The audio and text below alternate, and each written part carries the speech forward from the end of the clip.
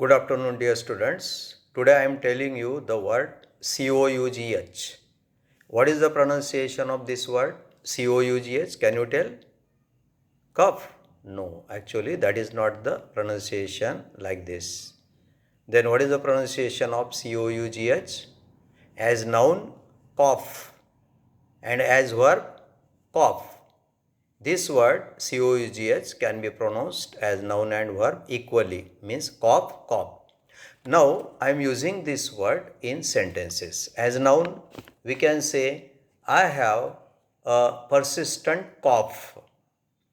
And as verb, we can say she started to cough after breathing in smoke. SMOKE, smoke. How to use it in continuous tense? He is coughing.